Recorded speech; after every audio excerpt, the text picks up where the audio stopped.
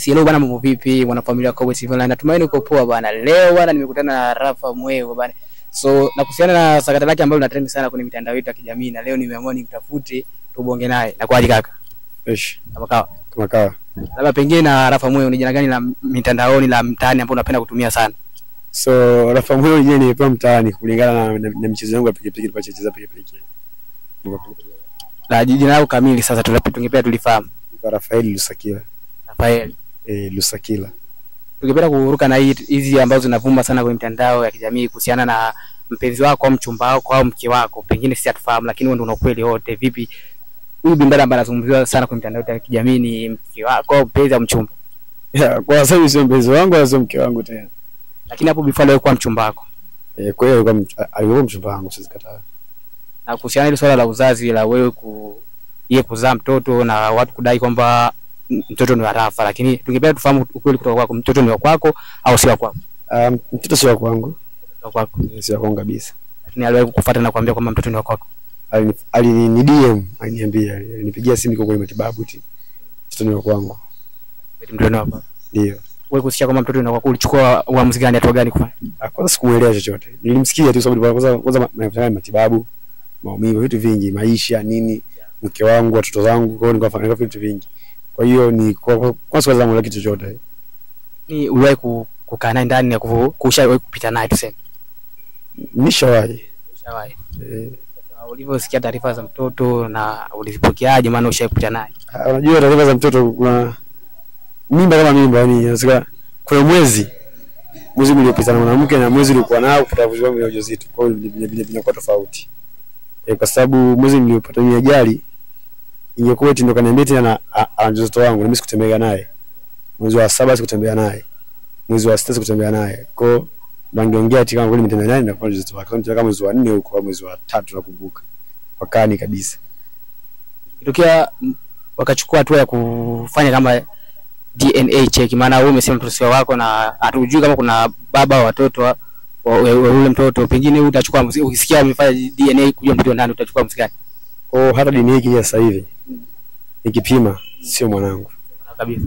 Ningependa sasa kuzungumzia issue ambayo ina trend sana wewe kufika sehemu ya tukio kama sherehe ya mtoto na kusikia kwamba Rapha Mweo alifukuzwa pale kwenye tukio kama mbwa na kuambia maneno mabaya, maneno machafu.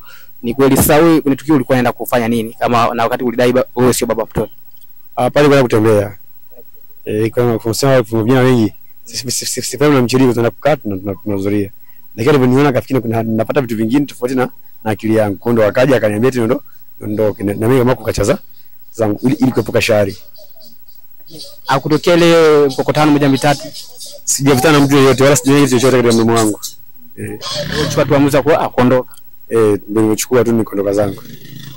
Kipindi unafika sehemu ya tukio wewe ulikuwa unakwenda kama baba mtoto au ex wako nini kumwangalia amejifungua? Hamna.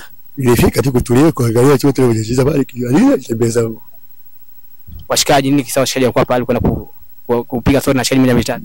Ndio hivyo yani. Ningependa kufahamu kitu gani ambacho Rapha Mweo ukijiangalia sasa hiki kitu mimi sina, lakini watazamaji na watu ambao wanapita mtaani wanasema Rapha Mweo ana kitu fulani. So vitu vingi ninavyo. Vitu vingi ninavyo. Kitu ambacho nasemaga mimi ni kweli Rapha Mweo hapa mimi asinyasi kwa mfano mimi Rapha Mweo sinaga hela, lakini watu wanasemaga Rapha Mweo ana hela au la kosi hela. Wewe kitu gani ambacho wewe hauna kabisa ila kuna watu ambao wanasemaga unacho? Ni vingi sana. Sana. Kulikiza jambo pia makagesho. Watu gazibia kuzungumzia upande wa ma-ex. So ni mmoja kati ni mpenzi wako yupi ambaye ushawahi kuwa naye kwenye mahusiano ukapanga kuoana lakini ikatokea yeye akaolewa na mwanaume mwingine wewe ukaendelea na maisha mengine? Ilikuwaje? Ndio nitibua sasa. So kuna demu nilikuwa nampenda akaolewa na mshikaji mwingine. Lakini baadaye kuolewa na mshikaji mwingine lakini kutokea matatizo mengi sana ya kibinadamu, so Mwenyezi Mungu akaamua kumwacha akamchukua akatuachia sisi walimwengu. Kwa mimi nikaamua kuchukua mwanamke nikaishi naye. Tunavyojua Rapha Mweo ni mtu ni mkweli, anaongea kweli muda wote, na Rapha Mweo sio mnafiki. So wanasema kwamba kwenye ndoa kuna yule kila mwanaume huaga na mwanamke wake ambaye huaga anampenda kweli toka zamani, ambaye alikuwa anasema huyu ndo nitaoaga, lakini wale ambao tunakutana nao na kuoa si wanawake ambao tulipanga kuoa. Vipi yule mke wako unavyomtazama, ni hitaji lako au ni pengine tu litokea? Huyu mke wangu sasa hivi nimemuoa.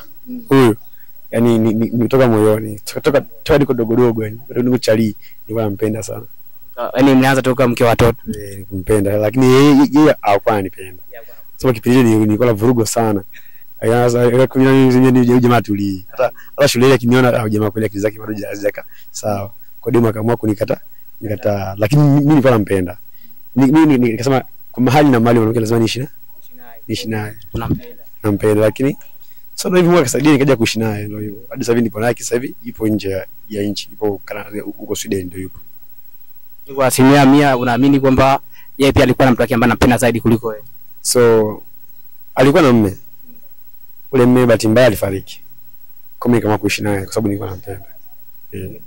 Neno moja kwa watazamaji ambao wanakufuatilia sasa hivi na moja kati ya watu ambao wanakupenda sana hapa, mimi naona ni Brandi hapo kutoka Nyarugusu. Neno moja kwa watazamaji sasa hivi.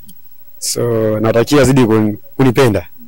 Na natarajia mafanikio mazuri ndani ya mwezi huu kuelekea mwezi wa 5. Nitakuwa niko vizuri sana na mashabiki zangu watafurahi sana. So nitaonyesha kitu tofauti na ambacho hajawahi kuona watu ndani ya kambi. Kwa sababu nitakuja na style mpya sasa. Moto mpya. Ni mwezi wa 5. Watategemea mafanikio ni mazuri sana kwa sababu yani kambini madogo wanakutana madereva wajiandae kwanza vizuri sana. Mwezi wa 5, mwezi wa 6 kule kambi yetu Nyarugusu itachangamka. Lazima. Mwezi wa 5 tu blaza, sio mbali. Hapa mwezi wa 5 tu. Mwezi wa 5 hakika kambi yetu itachangamka. Lazima nikalishe mafara. So bali kama ulimsikia Rafa Mwe kwamba mwezi wa 5 hii kambi itachangamka. Rafa Mwe watu wamsikia kila siku, ndio huyu hapa bandi. Kwa hiyo mwezi wa 5 ni uhakika. Lazima blaza. Yaani mafara wote zani wakalishe. Mimi ndo baba yao blaza. Katika maisha ya pikipiki. Pikipiki ilivyoundwa na akaja katiwa pale ni mimi. Kwa sababu pikipiki naielewa. So na tutasikia sifa zako ile Rafa naelewa pikipiki 100%. Naielewa vizuri sana. Hakuna kijana anaweza kunigusa katika pikipiki huko. Hakuna anaweza kuniona. Subiri sasa kazi siku hiyo mwezi wa 5 ndio sasa uje sana kamera yako sasa ndio uone kazi ninayofanya. Sasa kweli huyu ndo baba wa kambi, utaongea mwenyewe. Asante kwa muda wako brother. Poa. Baada so ulikuwa na mimi Ayab TV show promoter Faro bada. Bye bye.